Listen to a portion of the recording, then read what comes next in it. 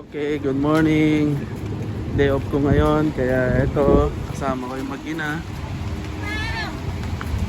So, mamimili kami ng sibuyas lang naman at magluluto ng ulam si Mrs. So, dito lang kami sa baba ng building bibili ng sibuyas para sa pang-ulam.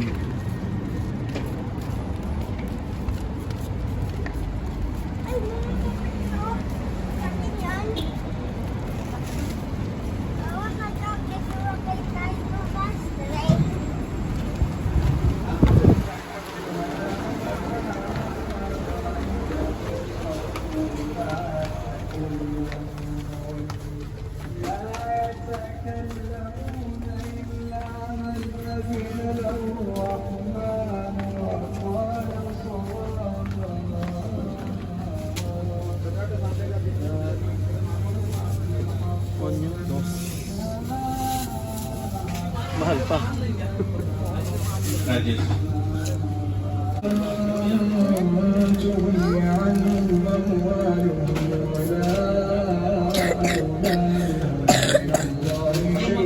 Okay, tapos na tayong mamili ng lulutuing ulam.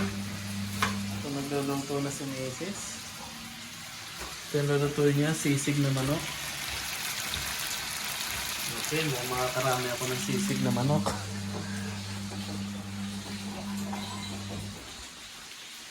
So, ito yung bagong kusina namin. Yeah. Okay, tapos na ang ating ulam. Kain na na. May talong pa, sayang. Sarap din to. Okay, so ganito lang dito sa abroad. Kung gusto mong makatipid, bumili ka ng lulutuing pagkain para umabot ng 2 o 3 araw. Yan, iinit mo na lang kinabukasan pag may natirang ulam. Tsaka, ayun, para mas marami kang pagkain at mas matipid pag bibili ka ng hilaw tapos lulutuin mo. Pero kung malaki ang sahod mo, mapera ka dito sa abroad, may mga Pilipino kasi, mga malalaki yung sahod dito. Ayun, no, umaga, tanghalian, hapon, kumakain sila sa labas. Napakarami na kasing Filipino restaurant dito na pwede mong kainan. So kung may pera ka naman, may budget ka, hindi araw-araw sa labas ka kumain. Kami, mahirap lang kami. Maliit lang ang sahod. Tapos wala namang trabaho pa si Mrs. Pinag-aaral pa ako, kaya tipid-tipid tayo hanggat maaari. Pero siguro kahit marami akong pera o malaki yung sahod ko, hindi ko pa rin magtitipid pa rin ako. Hindi pa rin ako kakain lagi sa labas. Siyempre kailangan ipon lang ng ipon ng ipon. Hanggang sa pagod ka na, uwi ka na ng Pinas at magpapagod na. Okay, kain na na. Ito ang ulam namin. Isig. Ready na. So, okay guys, kain muna tayo. Kasi gutom na. Ano bang oras na? 11 na. So, pwede na nga kumain. Tanghalian na to. Umagahan tanghalian. Magkasama na. Okay? Okay, so itong akin. Kakainin ko. Talong, tinadtad, at saka itong sisig na manok. Tapos yun yung mag-ina. Kakain na. So, mamaya na lang ulit. Kain muna kami. Okay, nandito na kami sa labas at papasok na sa school si Sky. Okay, kaso mamaya pa yung oras niya, kaya naglalakad-lakad muna kami. Pero ayun, papunta na kami ngayon. Sky, may kaklase kayo, no? Makakasalubong natin.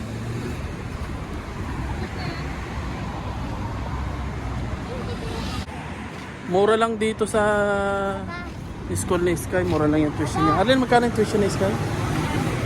Isang sem. 4-7 isang sem na. Kaya ito namin pinasok si Sky. Tapos ano na siya, DepEd na, no? Accredited na ng DepEd. Ano yun? Naka-school bus.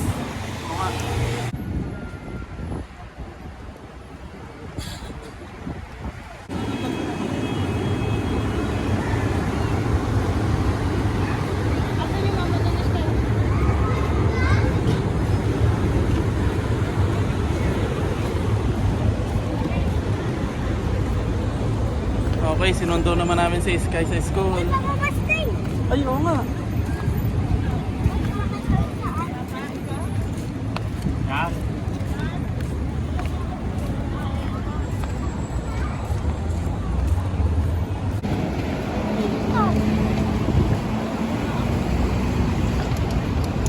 Okay, pagkahatid namin kanina kay Sky sa school, natulog muna kami ni Mrs. Tapos ngayon kagigising lang namin, sinundo namin siya sa school. So magbibis lang si Sky, tapos maglalakad-lakad kami.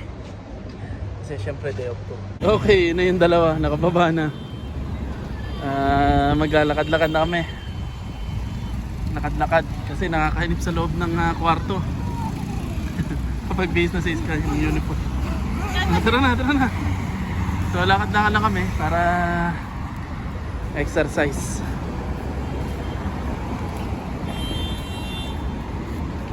Okay, nandito pa rin kami, naglalakad-lakad. Si Sky. Dati nakapunta na kami dito eh. Pag yung nagtinta kami ng alak, diyan kami bumibili sa kabila. Okay, kasi dati nagnegosyo kami ni Mrs. Nagtitinda kami ng alak, Red Horse. Mura lang dati yung alak. Dito sa bandang to kami bumibili. Mura yung alak dito eh. May nabibilan dito napakamurang alak dati. So nagnegosyo kami. Kaso hindi rin nagtagumpay kasi si Papa ang umiinom. Si Papa rin ang nakaubos ng paninda na alak.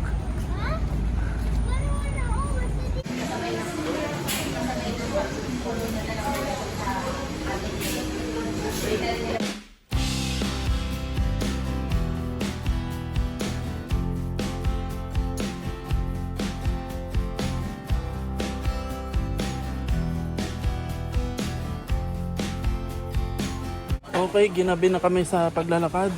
Ngayon, bibili naman ako ng mga kailangan ko sa trabaho.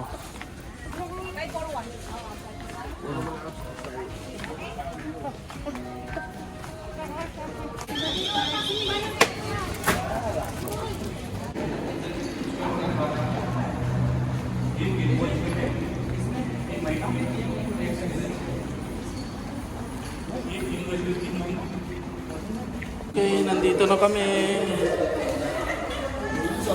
Okay, nandito na kami sa bahay. Nakaranas ang isang day off. Isang araw ng day off. Nandito na kami sa bahay at magpapahinga na kami. So, yun lang ang nangyari ngayong day off ko. Pasok si Sky, inatid namin, sinundo. At yun, naglakad-lakad, exercise.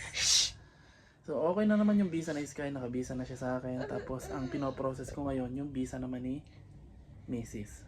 So parehas lang sila ng presyo ng visa, 4-5. So yun na lang ang inaasikaso ko. Pero na-process na, lumabas na yung change status niya. Pero hindi pa totally tapos kasi may mga ano pa yan, mga magsasign. Tapos insurance pa. So matagal pa. At kalahati lang yung na down payment ko. So, hintayin na lang muna ulit yung susunod ko sa sahod. So, paano? See you na lang bukas. Okay, nandito na tayo sa trabaho. Pumasok ako ng maaga kasi marami akong gagawin ngayon. At galing akong day off. Kaya pag galing day off, marami akong gagawin. Kaya pumapasok akong maaga para makatulong ako sa labas. At dalawa lang kami ngayong staff. Kaya pahirapan. Butis! Okay, so nandito na nga ako sa trabaho. Nandito na ako sa loob.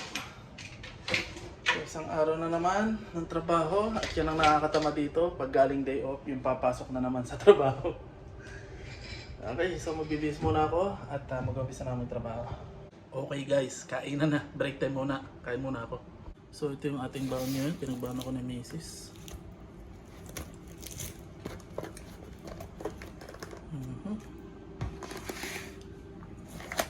Siyempre yung ating walang kamatayang kanin. So mayroon tayong hotdog, itlog, tsaka sardinas. So ayan, kain na tayo guys. Okay, maya maya uuwi na ulit tayo. Pero sa ngayon, walang customer. Wala masyadong customer. Martes kasi. Patay na araw kasi may pasok ang mga bata. Trabaho tayo, patayo tayo, pa cellphone. Pero sasahod na naman. Talagang buhay dito. Pero ito yung tatandaan nyo, number one rule. Para makasurvive kayo, tatandaan nyo, wag na wag nyong pangungunahan ang amo nyo. Okay? Huwag kayong piling pabida o huwag nyong iparamdam sa kanila na mas magaling ka sa kanila. So, kailangan may boundaries. Amo mo yan, o may-ari yan, o manager mo yan. Huwag na huwag mo ipapakita na huwag mo ipapil sa kanila na nilalampasan mo sila o mas magaling ka sa kanila. Ayan, number one rule yan dito. Kaya nakakasurvive ako. Kaya nandito ako sa posisyon kong ito. Marunong akong makisama sa kanila, sa mga manager at sa mga staff sa tao. Yun. Pero wag naman sobrang pakikisama. Kailangan may leadership pa rin at kailangan manager ka pa rin. No, yun ang secret. Okay, tapos na ang araw natin. Nakapaglinis na kami ng shop. So bukas na lang ulit. So uwi na. Nakakapagod din kasi dadalawa kami. Dalawa lang kami naglinis. So paano, kita-kits na lang mamaya sa bahay. Uwi na. Okay, uwi na. Nakaraos na naman ng isang araw na duty. Bukas naman ulit, mapapalaban. Hindi pwedeng sumuko kasi marami pang utang. Marami pang kailangan bayaran. May pinag-aaral pa. May pinapakain pa. Ay, may sunstorm. Sunstorm ngayon.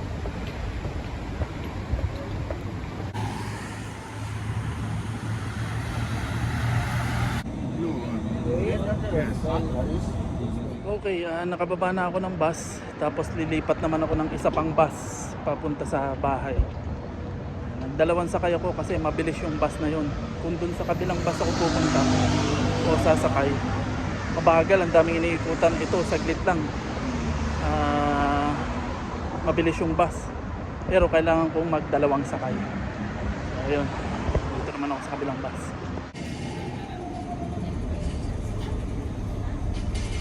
Okay, nakababa na ako sa bus. Nandito na ako sa bahay. Ngayon, sasalubungin naman ako ng mag-ina. Ganito araw-araw. Kada uuwi ako ng bahay, sinasalubong nila ako. So, nandito lang sila. Hi, Inga! Hey! Hey! Hey! Umaling ka dito! Hey! Hey! Okay, mamimili muna kami ng ulam para bukas.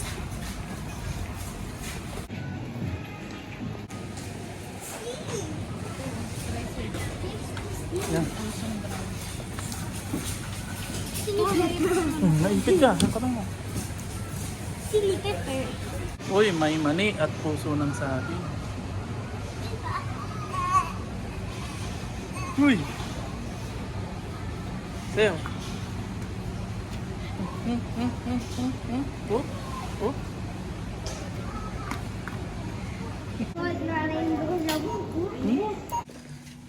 Okay, nandito na kami sa bahay.